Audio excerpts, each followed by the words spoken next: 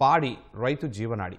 పాడి పంట తెలుగింటి సంస్కృతిలో ఓ భాగం. కానీ 2 దశాబ్దాలుగా వ్యవసాయ ముఖచిత్రం మారిపోవడంతో పాడి పశువుల సంఖ్య తగ్గిపోయి గ్రామీణ రైతుల ఆర్థిక స్థితిగతులు గతి తప్పాయి.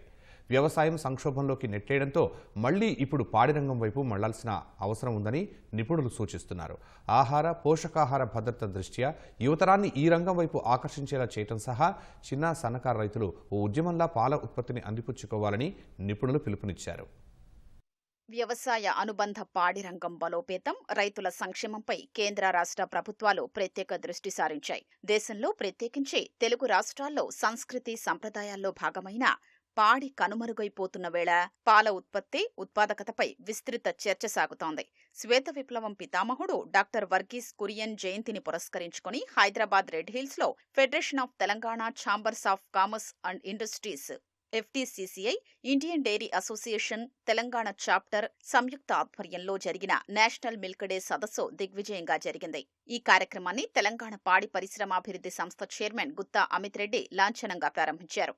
ఈ కార్యక్రమంలో డైరీ రంగ నిపుణులు, శాస్త్రవేత్తలు, ఔత్సాహిక పారిశ్రామికవేత్తలు, అంకుర కేంద్రాల వ్యవస్థాపకులు, విద్యార్థులు పాల్గొన్నారు. తెలుగు రాష్ట్రాల్లో ప్రత్యేకించి తెలంగాణలో డైరీ పరిశ్రమ రంగంలో ఉపాధి, ఉద్యోగ అవకాశాలు, ఆవిష్కరణలు, పాడి ఉత్పత్తిలో ఆరోగ్యపరమైన నిర్వహణ వంటి అంశాలపై విస్తృతంగా చర్చించారు.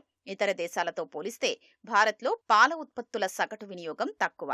గ్రామీణ ప్రాంతాల్లో విస్తృత ప్రోత్సాహంతో పాటు రైతు ఆదాయం పెంచేందుకు వ్యవసాయ, ఉద్యాన పంటలకు అనుబంధంగా పాడి పశువులు కూడా పెంచుకోవాలని నిపుణులు సూచించారు. పాల సేకరణ కూడా ఇప్పుడు సుమారు 4 లక్షల లీటర్ల వరకు పాల సేకరణ జరుగుతూ ఉంది. భవిష్యత్తులో ఒక 6 లక్షల లీటర్ల వరకు మన అమ్మకాలతో పాటు సేకరణ కూడా పెంచే విధంగా ప్రయత్నం ఉంటుంది. గ్రామ స్థాయిలో ఏవైతే mini chilling centres or BMCUs ఏవైతే ఉన్నాయో అవి కూడా PPP మోడ్లో కూడా ఇచ్చే విధంగా అక్కడ కూడా ఒక అవకాశం ఉంటుంది. సేకరణ వ్యవస్థను కూడా కొంచెం బలపరచాలనే ఆలోచనతోటి ఆ PPP మోడ్ కానీ IKP మోడ్ కానీ ఏ మోడ్ ఉన్నా కూడా సరే సేకరణ వ్యవస్థలో కూడా కొంత ప్రైవేట్ పార్టిసిపేషన్కి అవకాశం కల్పిస్తూ ప్రాసెసింగ్లో కూడా కొంచెం అవుట్సోర్సింగ్ పర్ లీటర్ బేసిస్ మీద మనం ఇస్తే ఎట్లుంటుందనే ఆలోచన చేస్తా ఉన్నాం. ఎందుకంటే ఖర్చులు తగ్గించుకోవాలా, మనం కూడా ప్రైవేట్తో పోటీ పడతా ఉన్నాం కాబట్టి ఎఫిషియన్సీని పెంచుకోవాలంటే ఖర్చులు ఎట్లా తగ్గించుకోవాలా. సో జిల్లాలో ఉన్నటువంటి డైరీస్లో ప్రాసెసింగ్ చేసేదానికి ఎవరైనా ముందరకు వచ్చేటట్టయితే అక్కడ కూడా కొన్ని ఏజెన్సీస్ని మనము ఎంగేజ్ చేసుకొని పర్ లీటర్ కాస్ట్ తగ్గించుకునేటట్టుగా ప్రయత్నం చేస్తూ ఉన్నాం. అదేవిధంగా మార్కెటింగ్లో కూడా మంచి ఒక 400-500 పైచిలకు కఫేస్ అండ్ పార్లర్స్ కూడా పెట్టాలని ఆలోచన చేస్తా ఉన్నాం. మన దగ్గర మంచి జాతి ఆవులను కానీ మంచి జాతి గేదెలను కానీ రైతు సోదరులు పెంచుకున్నట్లయితే వాటికి జన్యురీత్యా ఉత్పాదక శక్తి ఎక్కువగా ఉంటుంది కాబట్టి అట్లాంటి పశువులను పోషించకుండా ఆర్థికంగా అవి లాభదాయకంగా ఉంటాయి. నాటు జాతి పశువులకు పాల ఉత్పాదక శక్తి తక్కువగా ఉంటుంది కాబట్టి వాటికి ఇచ్చే పోషణ ఎక్కువ, వాటి నుంచి వచ్చే పాల ఉత్పత్తి తక్కువ, ఎక్కువగా లాభదాయకంగా ఉండదు. కాబట్టి రైతు సోదరులు మంచి జాతి లక్షణాలు కలిగిన ఆవులను కానీ గేదెలు కానీ పెంచుకున్నట్లయితే వాళ్ళకి లాభసాటి.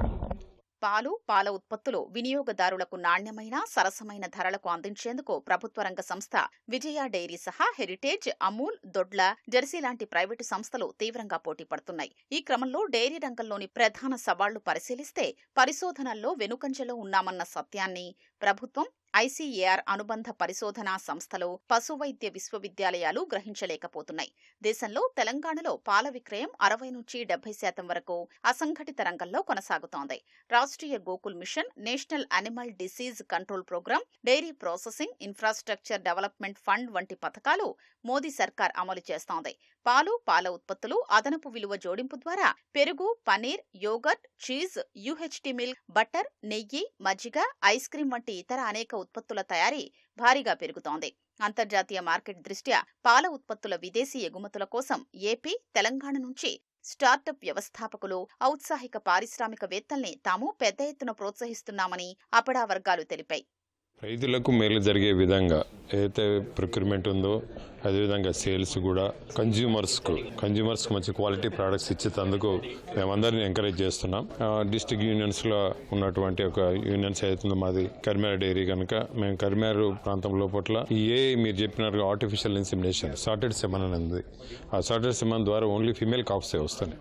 సో రైతుకు మేల్ కాఫ్స్ వస్తే వాళ్ళు చదువుకునేందుకు వీలు లేదు, ఫిమేల్ కాఫ్స్ వస్తే వాళ్ళు చదువుకునేందుకు వీలుంది కనుక అట్లా ఆ విధంగా మేము ఎంకరేజ్ చేసుకుంటూ మా డైరీ తరఫు నుంచి కూడా మేము రైతులకు మనకు ఆర్థికంగా అభివృద్ధి చెందుతుంది. ఏ రైతు అయితే ఆర్థికంగా ఉంటాడో ఇంకా సామాజికంగా ముందుకెళ్ళడానికి ఆస్కారం ఉంటుంది కనుక ఆర్థికంగా బలపరిచే విధంగా మేము నిర్ణయాలు తీసుకుంటాం ఐడియా తరఫు నుంచి. మన తెలుగు రాష్ట్రాల నుంచి మిల్క్లో వాల్యూ ఎడిషన్లో ఏవైనా ప్రోడక్ట్స్ ఎక్స్పోర్ట్ చేయాలంటే చేయొచ్చండి.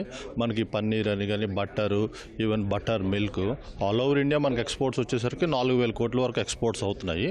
మనకి ఇప్పుడు హైదరాబాద్లోనే ఇప్పుడు హెరిటేజ్ ఫుడ్స్, దొడ్లవారు వాళ్ళ ప్లాంట్స్ ఉన్నాయన్నమాట. ఈ మెయిన్లీ ఏంటంటే ఈ డైరీ ప్రోడక్ట్స్లో ఏవైనా ఎక్స్పోర్ట్స్ చేయాలంటే మనకి గవర్నమెంట్ ఆఫ్ ఇండియా తరఫున ఎక్స్పోర్ట్ ఇన్స్పెక్షన్ ఏజెన్సీ అని ఉన్నదన్నమాట.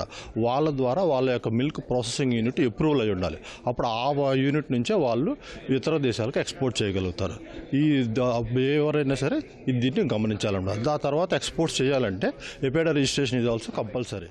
భారత పాడి రంగం గ్రామీణ ఆర్థిక వ్యవస్థకు వెన్నెముక లాంటిదే. సవాళ్లున్నా ప్రభుత్వ మద్దతు, ఏఐ, ఐఓటీ సాంకేతికత, ఆవిష్కరణలు, సహకార వ్యవస్థల రీత్యా ఈ రంగం పురోగతి సాధిస్తోంది. శీతలీకరణ, పశు ఆహార భద్రత, జాతి మెరుగుదల, మార్కెట్ పారదర్శకత చర్యలు తీసుకుంటే పాడి బలపడుతుందని నిపుణులు తెలిపారు.